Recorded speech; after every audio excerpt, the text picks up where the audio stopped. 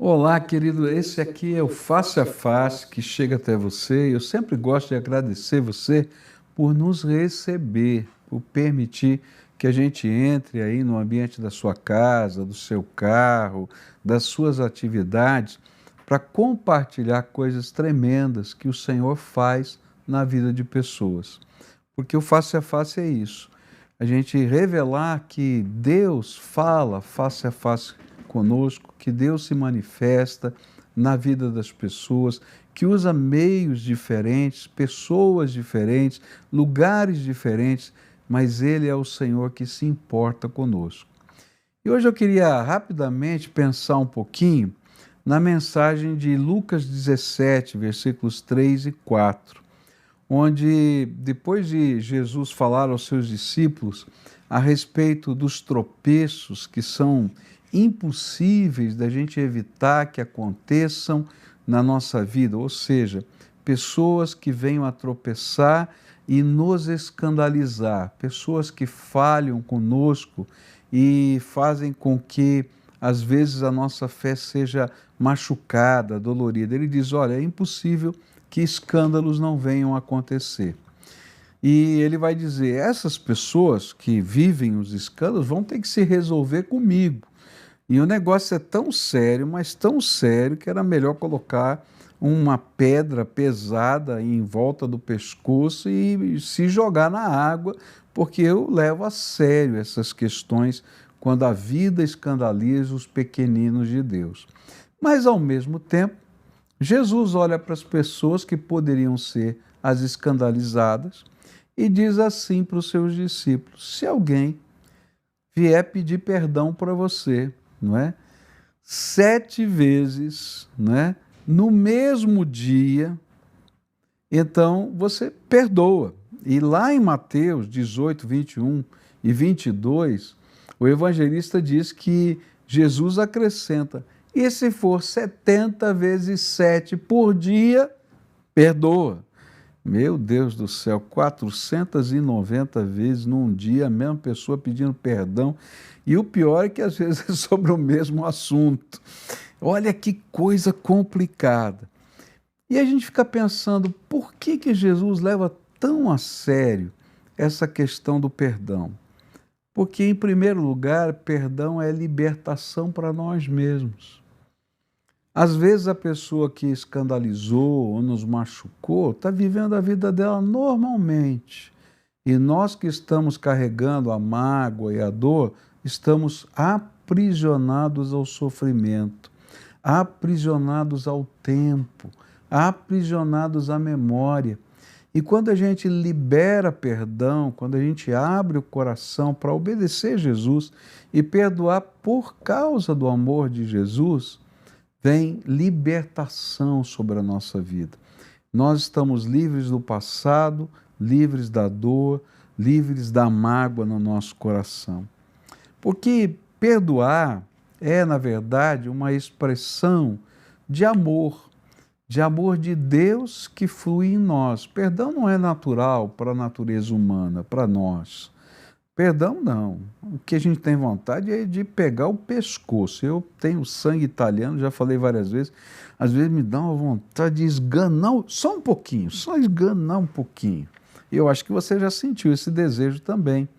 Mas quando a gente conhece o amor de Deus e entende a grandeza dele e confia nesse amor, que foi revelado que Deus está tratando dos seus filhos e Ele tem as suas maneiras de tratar e leva isso a sério, então isso nos permite vivenciar algo de Deus na nossa vida. A Bíblia vai dizer que a gente aprende a perdoar porque a gente copia o modelo do nosso Senhor Jesus Cristo.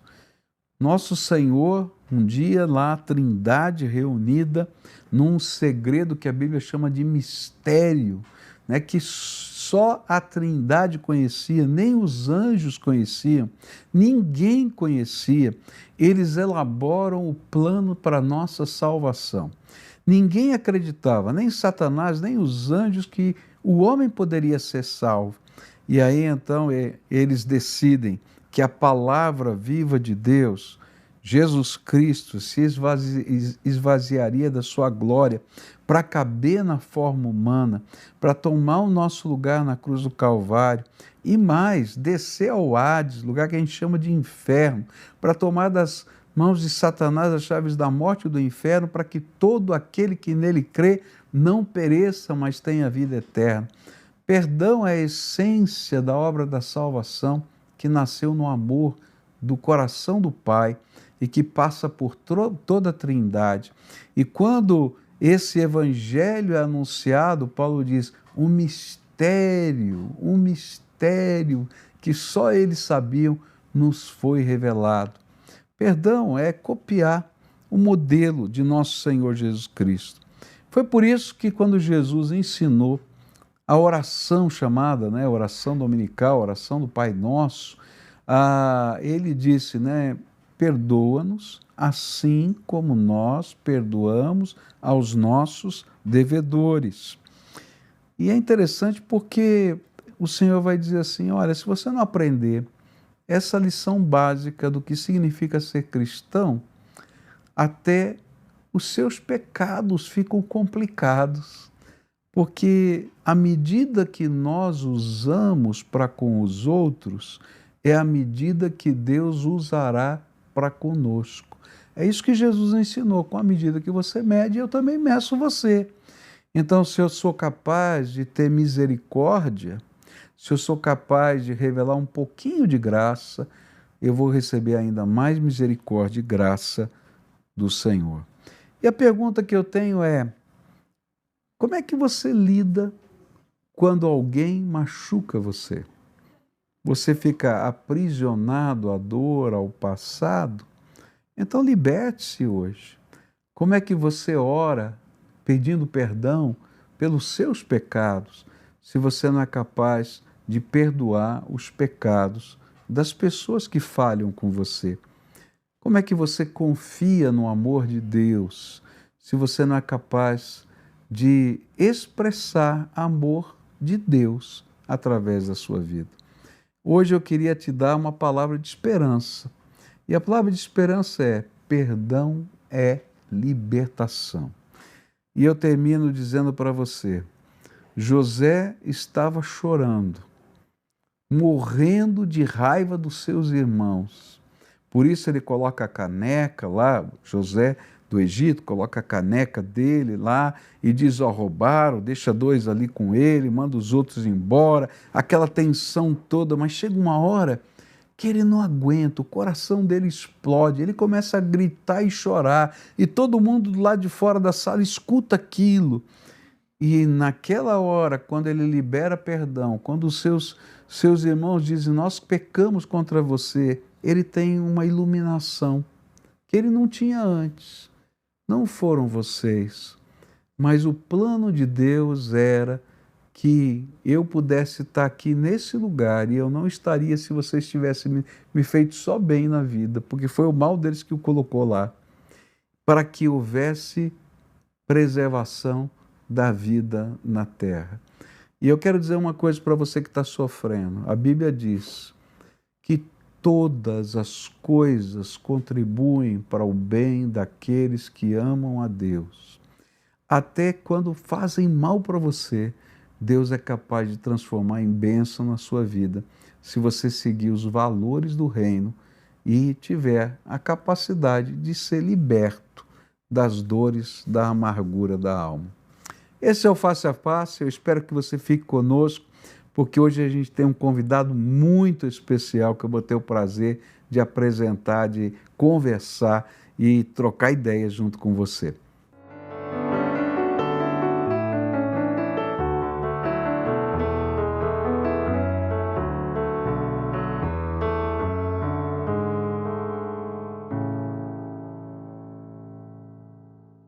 É isso aí, estamos aqui então com mais um Face a Face. Hoje temos um convidado muito especial, que é o pastor Heber Aleixo. Ele que é casado com a Mariana, pai aí de 3 caras muito especiais, o João Pedro, o Felipe e o Lucas.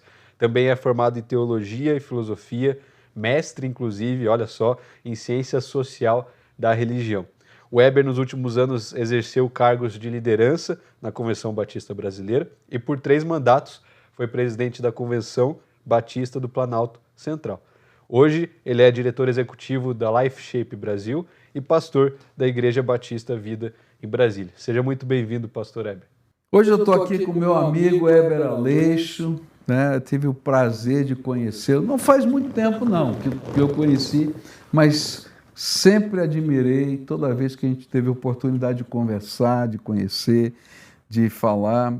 Já foi apresentado aqui, né, como o diretor da Life Shape. Eu sempre brinco com ele nesse negócio de Life Shape, né? Ele parece um negócio de programa de emagrecimento, né? E aí você não é um bom propaganda disso, não, viu? Essa é a minha piada de sempre. Essa é a sua piada. Que não é nem programa de emagrecimento e nem produto capilar. Realmente, não daria certo para você, não, né? Mas daqui a pouco eu vou lhe perguntar o que é Life Shape para você explicar para a gente. Mas eu sempre começo aqui a nossa conversa pedindo para as pessoas contarem a sua experiência de conversão. E, Heber, eu faço isso porque, às vezes, a gente imagina que tem tudo sempre um padrão, né? E a gente vê gente tão diferente, com modelos tão diferentes da graça de Deus sobre a sua vida. E então eu sempre peço para contar um pouquinho da sua história. Então conta para a gente um pouquinho, Heber, da sua história aí de vida com Jesus. Pastor, a devocional do senhor hoje, ela vem bem a calhar, né, com um pouco do meu testemunho, né? Eu nasci num lar meio que cristão, né? Meu pai não era evangélico, mas eu sou fruto de uma adoção, né? A minha mãe engravidou do meu pai biológico e ele não me quis e mandou tirar, né? E ela não teve a coragem de tirar, mas também disse que não podia criar. Então eu fui entregue então para adoção e minha mãe me adotou.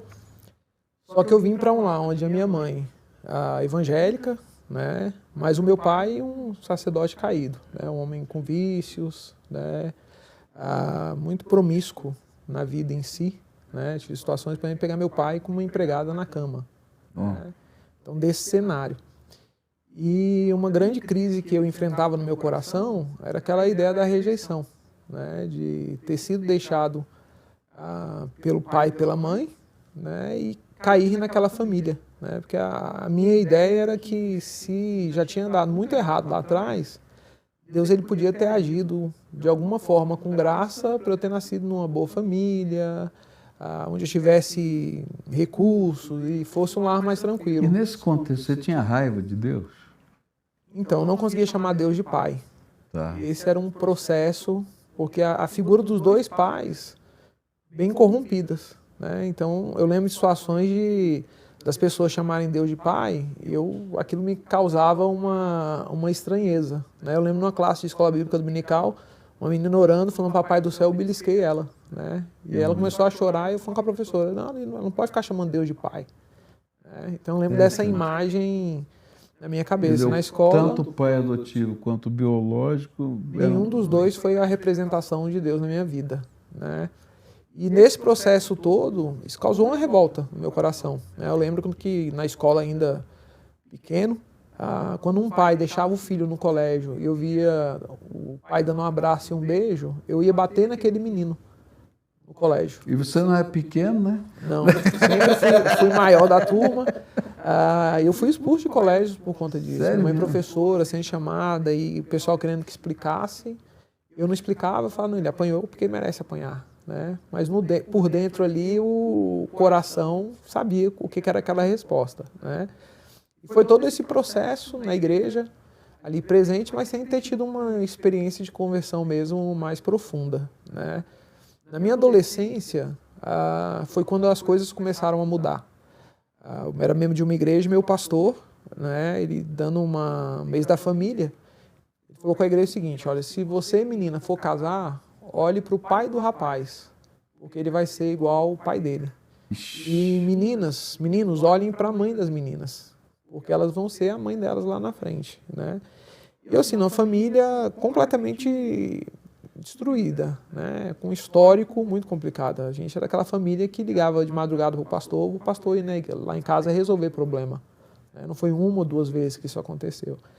E naquele dia eu lembro que eu falei assim, agora acabou, né? Eu pobre, feio, e o pastor ainda solta uma biografia dessa, eu não caso mais. E eu lembro Ele casou muito bem, viu?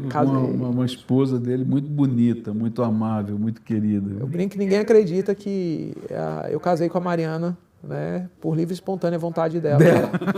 Eu falo que eu orei muito, ela não orou nada, ela é fruto de oração. É nada, você é bênção, rapaz, você é bênção. E naquele período eu marquei com o meu pastor. Né? Eu falei assim, pastor, eu acho que a gente podia fechar a igreja.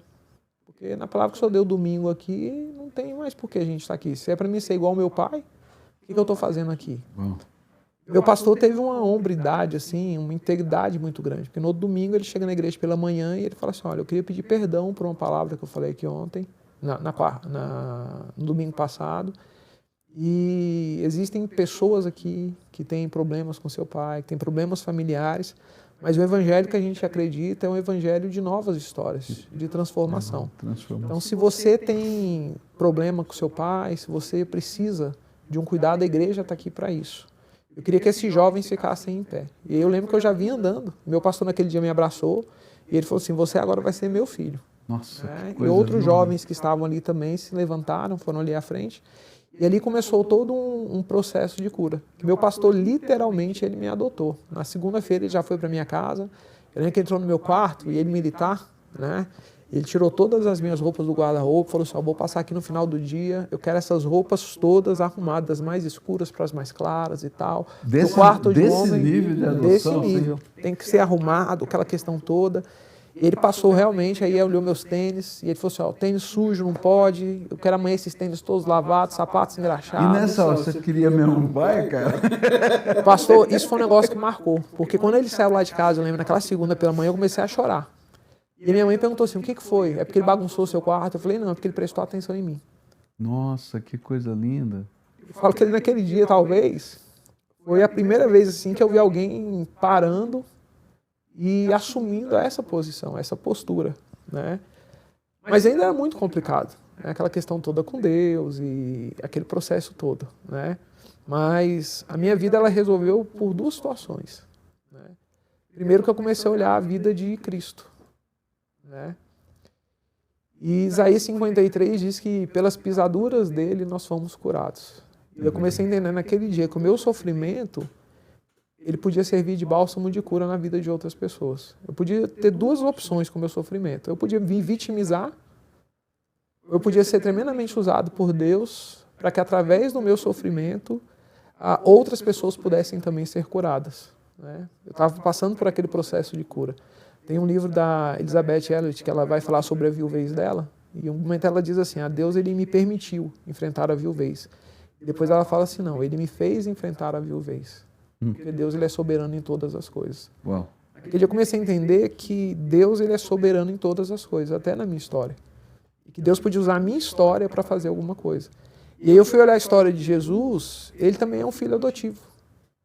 A salvação da humanidade se dá por aquele que vem da raiz de Davi. E a raiz de Davi vem por José, não vem por Maria. É verdade. E aí eu comecei, a minha vida de Jesus é bem parecida, porque Jesus também teve os problemas familiares dele, né? Maria, casa grávida, eu fico pensando na primeira igreja batista de Nazaré, o conselho reunindo, né, para discutir com a irmã Maria e irmão José, né, aquela gravidez antes da hora. Eu falei, não deve ter sido algo muito fácil para aquela família. Também, em alguns momentos da Escritura, a gente vê todo esse problema também com os irmãos de Jesus, né? Eu falei, família, todo mundo tem problema, até a de Jesus teve. A gente não tem esse sacerdote que ele é alheio, ele passou por tudo o que passou. Ele foi rejeitado, ele sofreu, ele teve as suas crises, e aquilo começou a tratar o meu coração. Ali depois dos 16. Tinha que idade, mano? 16 anos? 16 anos, Uau. Foi esse período aí. E ali foi duas situações que eu tive que tratar o meu coração, né? A primeira eu não vou usar aquela expressão, vejo muitas pessoas usando assim, né? Me perdoar, ou perdoar Deus, ou perdoar meu pai. Eu falei, não, eu tenho que olhar essa situação e entender que essa é a minha vida, né? E agora o que eu vou fazer com ela que vai dar toda a diferença, né? E ali eu decidi, diante de toda aquela situação, procurar alguém que pudesse ser essa inspiração. E passou a ser esse meu pastor, né? Então, meu primeiro terno quem comprou foi ele, né? Eu lembro da gente no shopping, ele me ensinando a dar nó na gravata. E eu comecei a crescer ele, né? Ele usava aquele sapato, né? O senhor já, aquele sapato vinílico, né? Ele comprou um para mim. E eu andava com ele no carro, ele usava uma flanelinha para limpar o sapato toda vez que descia, né? Ele era de um lado, ele comprou uma flanela para mim também. Ele não tinha um filho homem, só tinha uma filha mulher, né? E eu acho que ele queria um filho homem e eu queria um pai. Ele casou direitinho, né? Então o que ele fazia, eu fazia. Até o jeito de limpar o sapato, o nó na gravata, aquela questão toda, né? E depois o meu pastor, ele me chama mais na frente, né? Quando eu tive essa ideia do chamado para o ministério pastoral, e aí foi um outro rompimento na minha vida, que ele falou assim, a vida toda você caminhou comigo. Você precisa ter uma outra referência, você precisa ter um outro pastor agora para te apoiar, né? E ele falou para mim ir embora. Ele falou, agora você vai embora, você vai procurar uma outra igreja, uma outra pessoa para poder te acompanhar. E você não se sentiu rejeitado de novo? Eu senti. Na época eu falei, gente, que é isso? Mas hoje, o Stêndio escreveu aquela música, né, o Tapeceiro, que o João Alexandre canta muito bem, né, que nossa vida é obra de tapeçaria, né?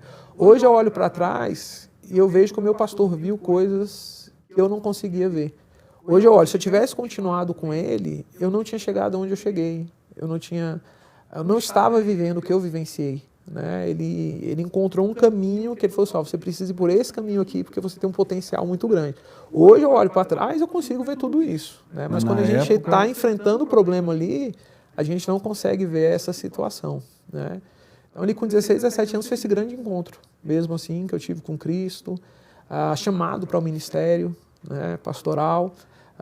Minha mãe na época falou, não, você não vai para o ministério sem antes ter um emprego, né? Eu fui estudar filosofia, né? Passei no concurso, fui dar aula na época, e ela falou, depois que você fizer filosofia, aí você faz teologia, e você faz o que você quiser, mas primeiro você tem que sair de casa formado.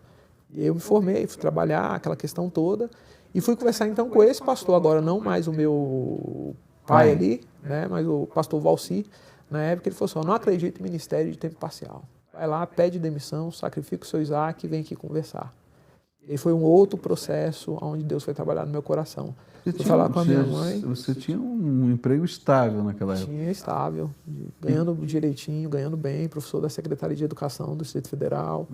E eu fui conversar com a minha mãe, falei assim, olha mãe, concursado, tudinho. Deus está me chamando para o ministério. Aí ela falou para mim assim, você está disposto a comer das migalhas que caem da mesa?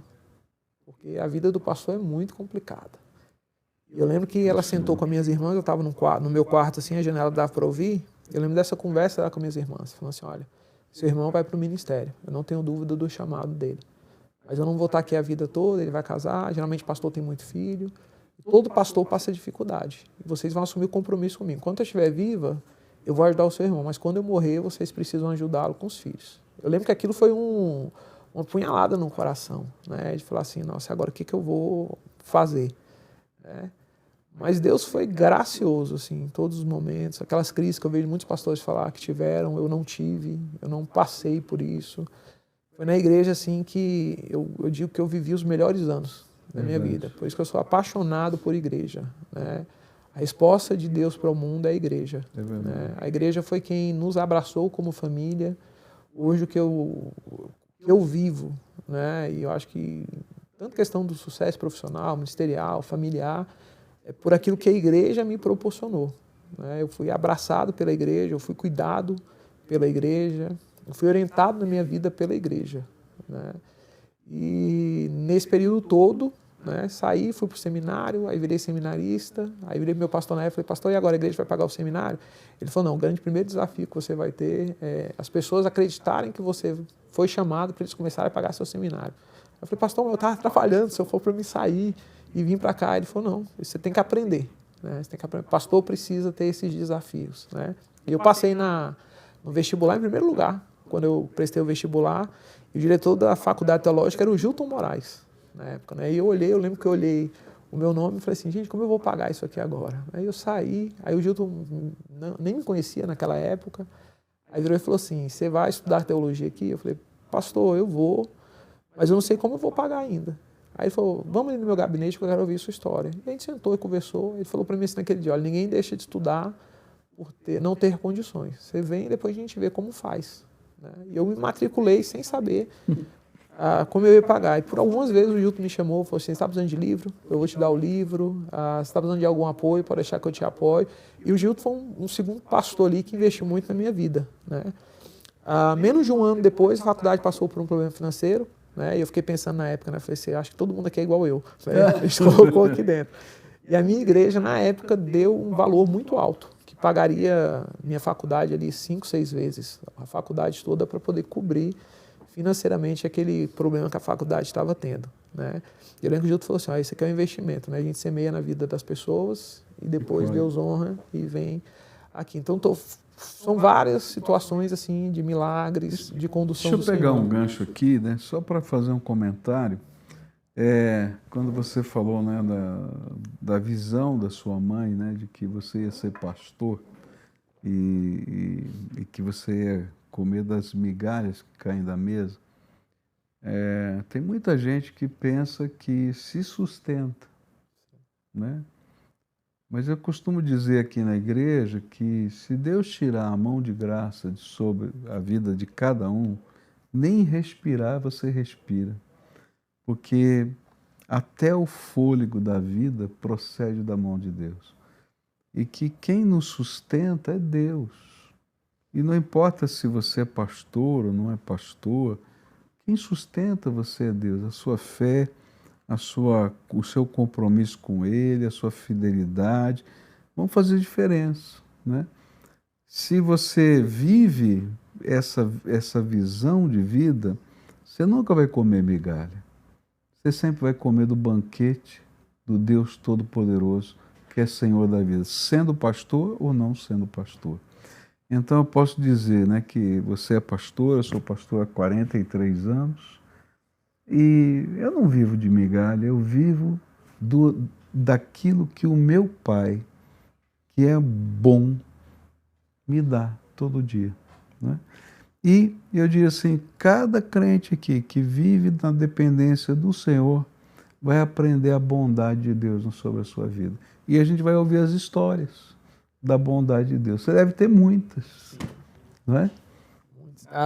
Eu vejo isso na época, foi muito cuidado da minha mãe. Aquela preocupação de vir de um histórico de igrejas, onde os pastores passavam muita dificuldade, aquela questão toda, né? E o medo de colocar o filho ali, né? Mas graças a Deus, assim, algumas coisas eu coloquei no meu coração para o ministério, né? Eu falei assim, eu queria que tivesse reconhecimento, primeiro minha mãe, depois da Mariana, porque eu ia casar com ela, e da igreja, né? Foi um negócio assim, tão de Deus, assim, que tudo foi muito, muito rápido naquele processo, e essas pessoas que chegaram para falar comigo, né? Eu e a Mariana foi do Projeto Radical, da primeira turma, né? Então muito focada com o coração em missões, que ia para o campo missionário. Então Mariana, minha primeira namorada, né? Eu, o primeiro namorado dela e... Só fazer um parênteses aqui, que muita gente não sabe. O Projeto Radical, o projeto missionário, né, dos batistas, em que a pessoa se dispõe a viver coletivamente, né, com um grupo de pessoas, sem recurso nenhum, fazendo a obra missionária. Eles têm casa e comida, e não tem mais nada. Né? Isso aí, radical mesmo. Radical mesmo. Né? E Mariana pensando no campo missionário e eu pensando na igreja local. Uau. Então a nossa grande crise, né, a gente iniciou e terminou o namoro ali 3 vezes. Era questão da Mariana querer ir para o campo, eu querer a igreja local, e a gente precisando ali alinhar o coração, né? Nunca teve uma briga, nunca teve uma discussão, mas sempre essa tensão. Esse cuidado de descobrir qual é a vontade de Deus. Né? Aí um dia ela chega e fala assim, olha, eu entendi que é você, né? E onde Deus nos mandar, eu estarei. Então se for para ser aqui, eu estou submisso ao que Deus colocar no seu coração. Nesse mesmo período, minha mãe me chama e fala assim, olha, eu tenho em você o meu pastor, né? E você é o pastor da nossa família, então se o pessoal for te ordenar, não corra do seu chamado, né? E aí foi quando meu pastor também me chamou, né? E falou assim, a gente precisa te ordenar e tudo, e a igreja vem você é um pastor. Então foi assim, de janeiro a julho foi todo esse processo dessas confirmações, né?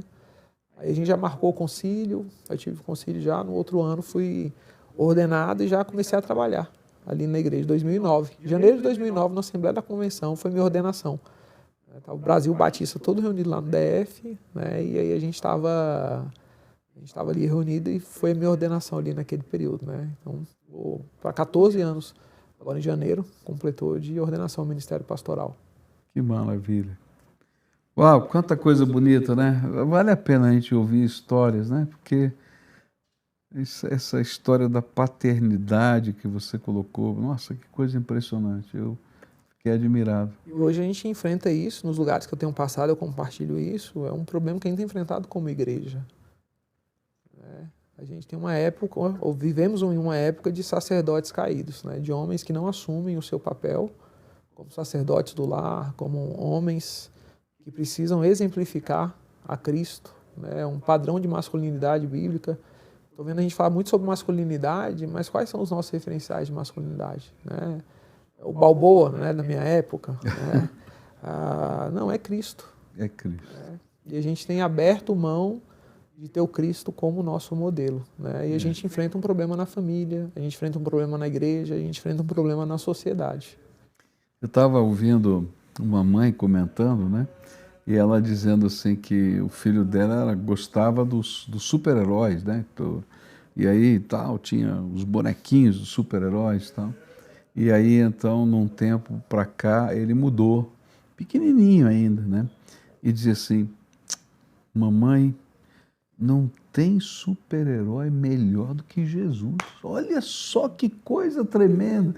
E ela começou a chorar, dizendo assim, que coisa boa. E a gente vê que, devagarinho, a mensagem do Evangelho está chegando no lugar certo. Jesus é o modelo que a gente tem que seguir em todos os aspectos, né? Que coisa linda. Heber, vamos lá. Vamos falar um pouquinho sobre a sua jornada acadêmica. E você fez lá filosofia e depois? Cursei teologia, comecei administração, né? Depois fiz um mestrado em ciência social.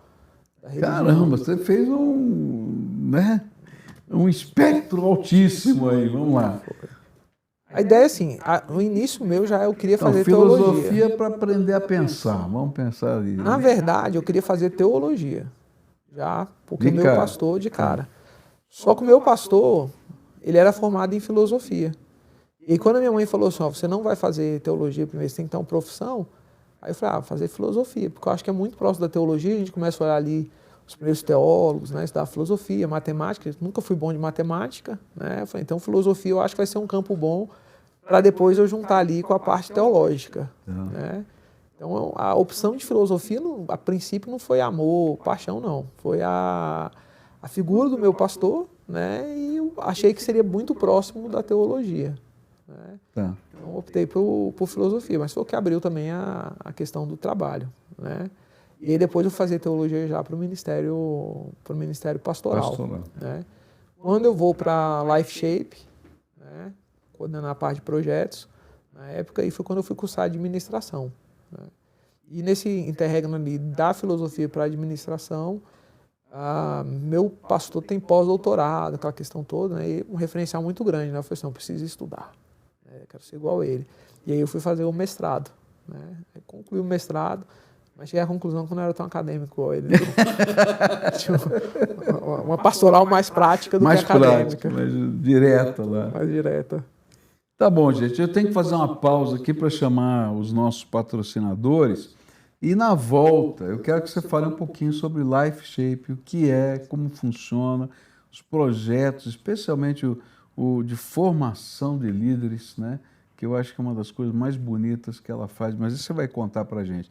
Então, escuta agora a mensagem dos nossos patrocinadores, porque eles são servos de Deus que colocam as suas empresas para gerarem recursos também para o reino de Deus e nos abençoam a manter esse programa também.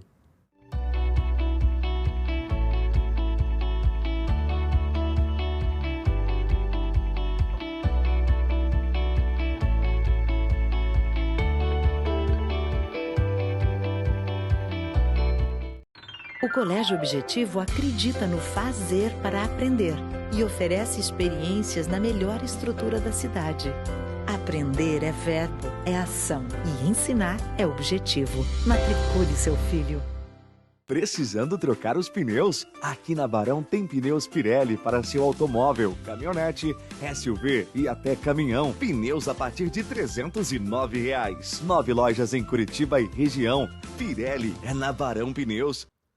Que é Life Shape? Conta um pouquinho pra gente, Heber. lá. A Life Shape ela surge, né, de um sonho de um casal chamado John e Trudy White. Né? John e Trudy, um casal americano, vieram servir no Brasil na década de 80 como missionários pela Junta de Richmond, né, a AMB, hoje, né, aquela agência de missões que operou no Brasil e opera ainda, né, em vários lugares aqui ainda na nossa nação.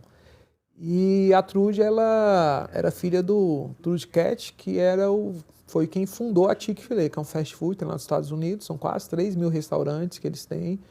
O Trudy Cat é um homem muito devoto a Cristo, muito fiel a valores e princípios, né? Fez toda aquela organização ser muito conhecida pela forma de servir, né? Na entrada da Chick-fil-A, um fast food nos Estados Unidos, no QG lá principal deles tem uma imagem de Jesus lavando os pés dos discípulos, né? A cultura do serviço muito forte. O Trudy entendia que a vida dele era para glorificar a Deus, né? Ele falava assim, o nosso negócio não é hambúrguer, o nosso negócio é gente.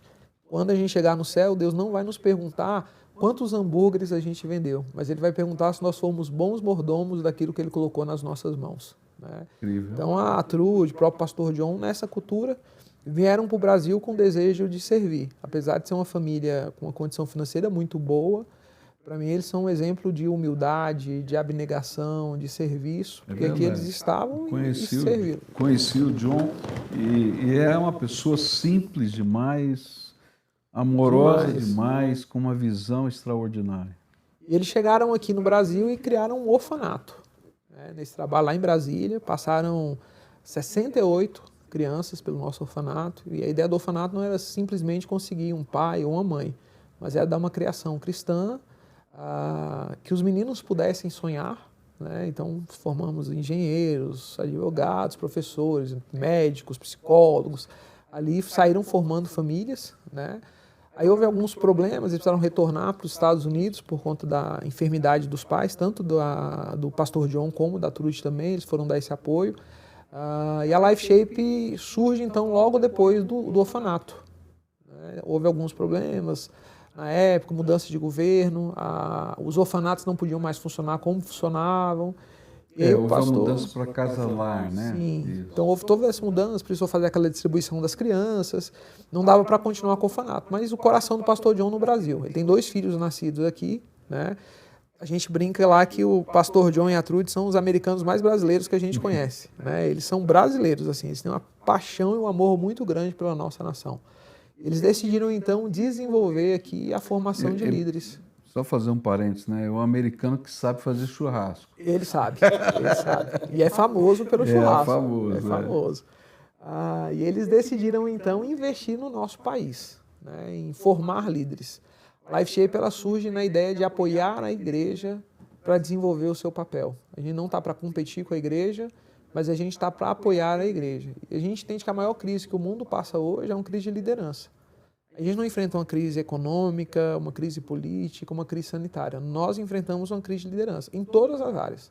Aonde a gente olha hoje, a gente vê que liderança é uma crise. E a gente então veio com o desafio, né, de trabalhar o coração de líderes usando o modelo da liderança de Cristo Jesus, a liderança servidora, né, que é o mesmo modelo, por exemplo, hoje que a Chick-fil-A ela usa.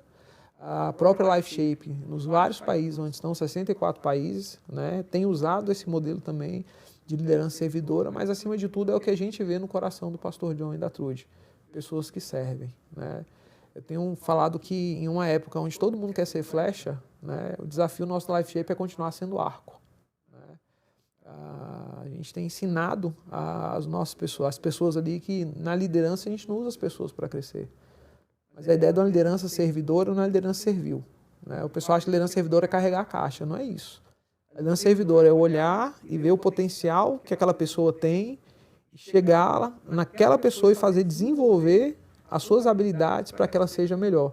E quais são os programas que a Life Shape aqui no Brasil atua? Hoje nós temos 3 frentes. Nós trabalhamos com jovens universitários, pastores e profissionais cristãos. Então são 3 públicos que nós atendemos, nós temos 3 coordenações. Anualmente nós selecionamos 30 jovens para um programa de 3 anos, onde a gente trabalha a jornada do líder, onde eles começam... Que idade o jovem precisa ter? Então, a gente tem meninos aí de 16 a 23 anos. Né? A gente tenta pegar logo ali no início da faculdade, né? Para dar esse acompanhamento. Há algumas pesquisas que mostram que esse período da entrada na faculdade é um período onde há um esfriamento da fé e muitos se desviam. Né? Quando eu fazia filosofia, o pessoal usava muita expressão. Falava assim, olha, cuidado, porque a faculdade rouba a fé. Né? Eu digo que a faculdade não tem o poder de roubar a fé de ninguém. Ela só demonstra uma fé que a gente nunca teve. Né? Porque que fé é essa que pode ser roubada? Né? Então a ideia nossa é acompanhar esses meninos para mostrar vocação, serviço, acompanhá-los no seu desenvolvimento espiritual e de alguma forma muni-los para eles darem respostas inteligentes no mundo que nós estamos vivendo. Legal. Né? Então durante 3 anos eles são desenvolvidos para serem líderes. E como é que funciona esse programa de 3 anos? 36 encontros nesses 3 anos, onde a gente traz profissionais de diversas áreas, profissionais comprometidos com o reino. A gente tem os fóruns, onde eles vão discutir, onde a gente trabalha desde cosmovisão, vida cristã. A gente tem um programa hoje de aconselhamento bíblico, onde esses jovens também são aconselhados durante esse período. Pequenos grupos que ocorrem também durante esses 3 anos. E durante esse tempo todinho eles são desafiados a montar projetos que vão crescendo a responsabilidade deles a cada ano. Né? Então, desde um projeto para um grupo menor de pessoas, no 3º ano um desafio que vai alcançar uma comunidade. Né? E o desafio no coração desses jovens é falar o seguinte, olha, você foi criado para a glória de Deus. E você vai glorificar Deus aonde Deus te colocou. Então a gente não glorifica Deus ou cumpre o nosso chamado, a nossa vocação, quando eu vou para o ministério pastoral. Se Deus colocou para ser um empresário, seja um empresário que glorifique a Deus. Se você vai ser um funcionário público, seja um funcionário público que glorifique a Deus. Às vezes eu pego um jovem que chega assim, por que você quer ser um funcionário público? Porque o funcionalismo público dá estabilidade financeira. Se você passa num concurso público para ter estabilidade financeira, você está em pecado. A gente passa num concurso público para glorificar a Deus. A gente tem pessoas na Bíblia que governaram nações. Se você é um político, seja um político que glorifica a Deus. Então, nosso trabalho como Life Shape é colocar isso no coração desses jovens, que eles estão ali e precisam ter excelência naquilo que eles fazem, porque a excelência glorifica a Deus. Esse é um programa local, essas reuniões são todas em Brasília? Então, hoje a gente tem um programa em Brasília e a gente criou agora o Life Shape Experience, que os meninos vão para lá e ficam 1 mês com a gente, no mês de janeiro. A gente recebe um grupo do Impacto 360, com uma organização parceira nossa também, mantido pela família, que também trabalha com jovens que vão entrar na universidade. Então, no mês de janeiro, eu recebo aproximadamente 100 americanos, a gente junta com os nossos 120 alunos aqui, mais esse grupo de vários lugares do Brasil, e a gente faz uma imersão no nosso conteúdo. Então, durante 1 mês ali, eles vivem aquilo. Então, a ideia é que a cada janeiro esse grupo retorne e durante 3 anos eles consigam ter toda a aplicação desse conteúdo e sejam acompanhados, porque entra o processo de mentoria, né? E essa mentoria, então, se dá durante o ano desses meninos que têm caminhado conosco. E como é que você faz a seleção desse grupo? Nós um processo de 6 etapas. Né? A gente tem mais de 100 aplicações anualmente, então desde do critério ali, de algumas perguntas que são colocadas para ver como é que está o coração desses meninos, se eles servem à igreja local. A gente diz o seguinte, se você não serve à sua igreja, você não serve para caminhar com a gente. A gente está para apoiar a igreja, então não dá para ter alguém que não acredita na igreja, alguém que não serve a igreja, alguém que não serve ao reino através da igreja. Né? Então a gente precisa de uma carta pastoral recomendando esse jovem para estar conosco. Né? Aí tem todo um processo de seleção, de entrevista, eles conversam com ex-alunos nossos, os alunos que estão no programa, o pessoal do escritório, a gente coloca a dúvida que a gente tem em relação a ele também coloca quais são as expectativas que ele tem respeito ao programa. E aí a gente vai selecionando ali, no último, um trabalho em equipe, onde a gente olha até a integridade, em alguns testes que a gente faz. Aí depois todo esse processo, aí então a gente seleciona esse jovem para caminhar conosco. E tem regionalidade, por exemplo, se alguém daqui do Sul quiser fazer, ou do Nordeste, porque o programa está em todo o Brasil e em alguns lugares do mundo. Eles podem fazer a aplicação? Podem sim. Entra no site da Life Shape, vai entrar lá no programa Life Shapers, aí tem lá a aplicação. Aí você vai preencher a ficha e aí o pessoal do escritório vai entrar em contato com você, vai ter a primeira conversa, explicar como é o programa, a gente marca um Zoom para quem é de fora, para a gente poder ter uma primeira conversa e aí dentro desse processo a gente vai trazendo. Quanto custa o programa? Pastor, o programa ele é financiado totalmente pela LifeShape. O que a gente coloca hoje é que a pessoa ela vai entrar com um recurso para abençoar o que vem atrás dele, né? Nosso programa hoje sai aproximadamente em torno aí de R$45 mil por aluno por ano, né? A gente hoje pega R$70 por mês de cada aluno, né? Isso não subsidia praticamente nada do que tem tido. A gente fala assim, tem pessoas que estão investindo na sua vida, né? Só quando a gente não cobra valor nenhum, fica meio perdido. A gente não cobrava, né? Hoje a gente colocou esse valorzinho para o pessoal também ter aquele... responsabilidade. Mas se a pessoa não tem condições nem de pagar os 70, aí a gente tem outras pessoas também que até esses 70 vão financiar. Você vai lembrar do Gilton, né? Isso aí. Isso aí. Que o Gilton abriu uma porta para alguém que não podia nem pagar os 70. Hoje tem aluno que chega lá e fala assim, eu tenho R$20. Aí ele falou, então você vai entrar no programa. Você tem R$20, então é isso aqui que você pode pagar, isso aqui. Então beleza. Os outros 50, fora o outro montante, tem alguém que vai financiar. Você jovem aí, até 23 anos, é isso? Até 23 anos. Pode entrar no site da LifeShape e fazer a sua inscrição lá para a próxima seleção dos LifeShapers, né?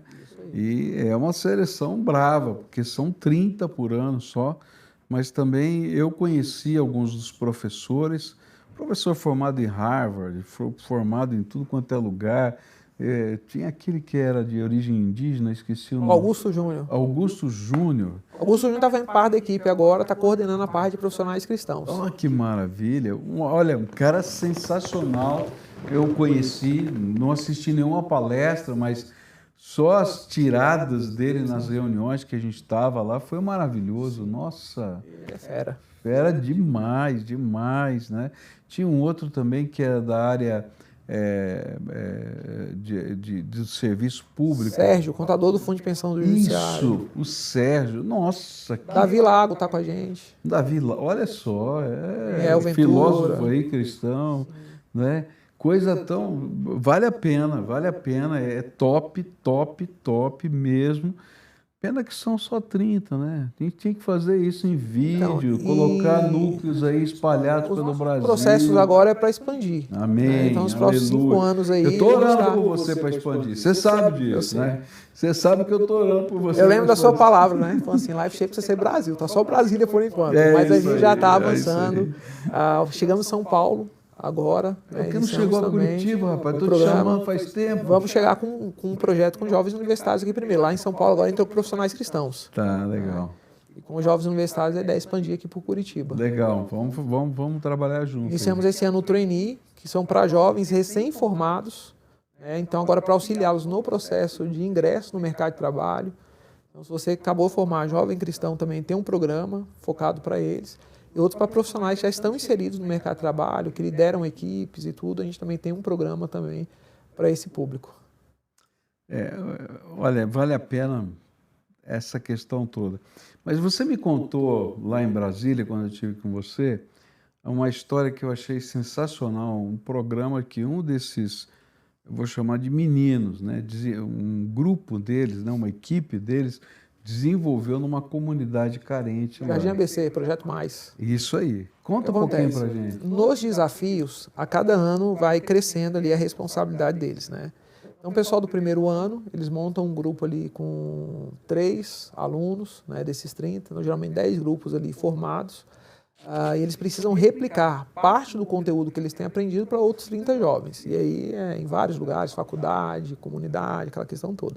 No segundo ano, eles precisam resolver um problema de um dos nossos parceiros, porque a gente não dá só a teoria, a gente tem a parte da prática. Então a gente pega parceiros igual a Crisolândia, o projeto Atini, Uma Voz pela Vida, que trabalha com crianças com infanticídio indígena, e vários outros projetos. Então esses nossos alunos, com toda a expertise que eles têm de formação, inteligência, eles vão no parceiro nosso fazendo qual a sua crise, o que você está passando, eles tentam solucionar aquele problema. E aí é a primeira crise, porque ali são 3 no primeiro, no segundo grupo agora são 5. Então eles precisam aprender a abrir mão de alguém e formar um novo trabalho agora com 2 equipes. Mas no terceiro ano são 3 grupos só, né, que se formam agora, então eles vão abrindo mão de algumas coisas ali no decorrer da caminhada e focando naquilo que é mais importante. E no terceiro ano eles vão resolver o problema de uma comunidade. Né, e isso para a gente tem sido assim, uma experiência incrível. Né, o Projeto Mais, eles desenvolveram um trabalho no Jardim ABC, uma comunidade do Goiás, com mães solo. Né? Aquelas mães que não são casadas ou seus filhos não têm pais. Eles trabalham, então, na formação dessas mães, dando conteúdo para elas e auxiliando na sua jornada profissional, para que elas possam ser inseridas no mercado de trabalho, mas, ao mesmo tempo, acompanhando esses meninos também, os filhos, na questão acadêmica e tudo. Então, eles pegaram todo um programa tratando essas mulheres com dignidade, e a premiação foi o que chamou a atenção da gente. Né? A premiação, para quem recebe ali a vitória no final do ano, né, do grupo que sai vencedor, é uma viagem que a Life Shape ela financia, né, para aquele grupo ali. E o projeto mais assim está tão abraçado no projeto que eles abriram mão da viagem, pegaram o recurso da viagem para poder aplicar no projeto. Né? Caiu na graça do povo, a própria prefeitura da cidade chamou, falou assim, a gente precisa de um programa desse aqui com a comunidade, a gente quer que vocês abracem isso aqui. E criaram uma ONG, já com CNPJ, com tudo, o pessoal organizando e o projeto só crescendo. Está no Instagram, quem quiser conhecer, chama O Projeto Mais. Né? Algo assim incrível, lindo assim o que esses meninos têm vivenciado. Né? O que a gente tem visto é que eles têm encontrado propósito. Amém. Outra coisa que a Life Shape faz, que você citou assim, en passant, assim, é treinamento na área de aconselhamento, não é isso? Sim, como é que funciona isso? Tem uma parceria com a ABCB, né, a Associação Brasileira de Conselheiros Bíblicos. E a gente trabalha tanto com os módulos de aconselhamento bíblico, como com o curso também autoconfrontação. Né? O Sacha é o nosso coordenador dessa área do curso de aconselhamento. Né? Então a gente está rodando tanto em Brasília como em Belo Horizonte, né, o curso. Mas a gente também já tem toda a parte de aconselhamento em EAD. Né? O senhor, como eu, enfrentou isso. Né? A gente aprendi muita coisa no seminário. Foi extremamente importante o seminário na minha vida. Né? Mas quando começou o gabinete pastoral, aí eu enfrentei uma crise, né? Que nem tudo era... Eu vim no seminário. Né? O pessoal não me ensinou a resolver conflitos, as brigas, aquelas crises todas. Né? E eu falei que, assim, que é gritante a gente não conseguir dar as respostas bíblicas. Né? Ou não responder biblicamente as questões que as pessoas têm nos perguntado. Né? Então, quando a gente inicia o aconselhamento bíblico, é para que esses conselheiros pudessem acompanhar os nossos alunos, mas também para apoiar a igreja a viver os mandamentos de mutualidade, né? O consolar, o exortar, né? Essa orientação bíblica. Né? Então, a gente quer trazer Bíblia para a vida das pessoas. E me fala um pouquinho sobre esse curso Confrontação. Pastor, autoconfrontação são princípios bíblicos, né, para a gente poder desenvolver as várias áreas da nossa vida de forma bíblica. Né? Então, durante o curso, são pelo menos 382 princípios ali que são trabalhados. A gente diz assim, tem um momento que Davi, ele senta, ele conversa com ele, né? Ele fala assim, ó, minha alma, porque está assim, tão abatida dentro de mim, né? Põe sua esperança em Deus. Eu falo que tem um momento que a gente precisa procurar ajuda, tem um momento que a gente precisa pregar para a gente mesmo, né? É verdade. O autoconfrontação para mim é isso, né? A gente olhar o nosso coração ali, se olhar no espelho e procurar biblicamente responder algumas questões que estão diante de nós, né? Então, a autoconfrontação é um curso que já está no Brasil há mais de 40 anos, né? E tem sido assim um divisor de águas na vida de muitas pessoas que têm feito. Né? O Lelo esteve conosco lá em Brasília, fazendo autoconfrontação. O Lelo aqui. Hoje o Lelo não está aqui, não. Gente, manda aí um recadinho aí, ó. Ô, Lelo, por que você faltou? Quebra meu galho aí. Me ajuda. Eu acho que é pessoal, não deve ter ele vem lá em Brasília. É que ele é meu genro, então eu posso brincar assim com ele. Mas manda para ele, Lelo, por que você faltou hoje? Tal. Mas deixa eu voltar aqui nessa questão. Quanto custa, por exemplo, quem pode fazer, quanto custa esse curso autoconfrontação e como ele funciona? Pastor, R$ 799, autoconfrontação. Mas a gente também tem a possibilidade de bolsas, né, dependendo da organização, igual os nossos missionários de missões, pessoas que têm trabalhado e servido outras pessoas. Né? A gente tem franqueado esses cursos de forma gratuita também. Né? Então, hoje o curso de aconselhamento ele já é todo modular. Se a pessoa ela entra lá no site, ela consegue entrar e ela consegue assistir às aulas tudo de uma vez, ou ela consegue, dentro do seu tempo ali, se programar para assistir. Mas precisa ser pastor para fazer? Não, não precisa. A gente entende que o aconselhamento é para a igreja. É isso aí. É um aconselhando o outro. Um ao outro ajudando. A gente diz o seguinte, a gente entende toda a importância que existe das outras ciências, né, com psicologia e tantas outras coisas. A pergunta que sempre que a gente faz é o seguinte: como é que os primeiros cristãos se aconselharam? Se a gente não tinha tudo isso, né? Foi de forma bíblica. Né? E a Bíblia ela tem a resposta para todas as coisas. Talvez a gente precise assumir a nossa incompetência de não conseguir responder biblicamente todas as coisas. A gente precisa entender que a Bíblia ela tem a resposta para todas as coisas. E é pelo site que faz? Pelo site www.lifeshapebrasil.org.br. Então não é só para pastores, qualquer um pode fazer. Eu brinco lá na Lifeshake de mamando a caducando, a gente tem algo para você. Né? Então, se é criança, então, tem lugar para mim também. Os velhinhos também tem, né? Tem para todo mundo. Tá bom, graças a Deus, né? Você falou de desenvolvimento profissional e você falou do curso bíblico, que são os focos, e de pastores, se não me falha a memória. Né? O que vocês fazem com pastores? Essa rodada que a gente tem dado pelo Brasil, né, em vários lugares aí, a gente entende que nós temos homens de Deus que são piedosos, né, que são sérios naquilo que fazem. Mas quando a gente pensa na gestão, né, na liderança, na formação de líderes, a gente foi muito pouco orientado acerca disso. Né? Hoje a gente diz o seguinte, que projetos, eles são gerenciados, pessoas são lideradas. A gente vê em muitos lugares, são as pessoas querendo liderar projetos e gerenciar as pessoas. Né? Então a LifeShape ela vem nessa ideia de como a gente pode construir um ambiente agradável. Né? Tem um treinamento que a gente dá com Lidere como Jesus, né? Que diz o seguinte: quando alguém vem fazer parte da nossa equipe, a gente não pode esquecer que ela tem mãos, ela tem coração e ela tem mente. E, geralmente a gente só quer as mãos das pessoas. A gente esquece que elas têm coração e que elas têm mente, que elas pensam e que elas têm as suas emoções. Então, grande parte hoje desses acompanhamentos que a gente tem tido, não é só na igreja não, são com empresários, fazê-los entender que eles têm uma equipe, que a gente precisa parar e ouvir, que a gente está ali para servi-los também, e os servindo, a gente consegue chegar num propósito maior. Mãos, coração... Mãos, mente e coração. Mãos, mente e coração, legal. Geralmente a gente só quer as mãos. Aqui na nossa filosofia de educação aqui da igreja, a gente coloca exatamente isso, né? Que a gente tem que amar, né? Servir e ensinar. Né? São os 3 princípios que estão muito próximos nessa visão. Gente, está piscando aqui o meu relógio aqui, dizendo que o meu tempo acabou, e o ruim aqui é que isso sai na televisão, e quando eu estouro lá, eles me cortam assim, de vez, sabe? Então eu tenho que terminar aqui, mas antes de terminar, eu queria que você desse para a Mariana um presente, que a Débora Rodrigues, ela é uma irmã aqui da nossa igreja, que trabalha com semijoias, mandou para você como convidado para sua esposa. Então você tem aqui um vale da Débora, né, um vale presente de R$100. Você entra em contato com ela lá e vai chegar para a Mariana esse presente. Vou fazer isso. Ela vai ficar feliz, tenho certeza disso, tá? Já tem um passeio para fazer agora à tarde. Tem um passeio para levar lá comprar. Para comprar semijoia, para ganhar a que ela tem aí. Querido, olha, muito obrigado por estar conosco aqui, poder dividir a sua experiência, a tua história, coisa fenomenal. E para a gente encerrar, se você tiver uma palavra que você queira dizer aí, para quem está nos assistindo, diga aí do seu coração para o coração deles. Obrigado por esse tempo, né?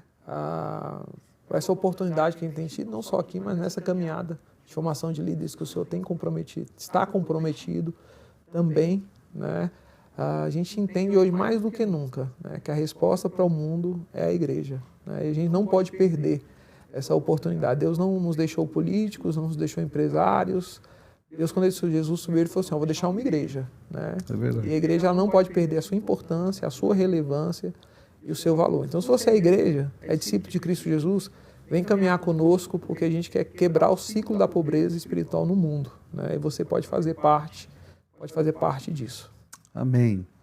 Recomendo LifeShape, vale a pena, não é nem para emagrecer, nem para cabelo. É para crescer em valores, princípios e fazer transformação em todos os campos da vida. Obrigado, que Deus continue abençoando você, Heber, tá? A sua família, o John White, a esposa dele, toda a família lá que participam desse projeto de uma maneira tão tão liberal e tão comprometido. Que Deus abençoe você e eu espero você no próximo Face a Face, terça-feira que vem.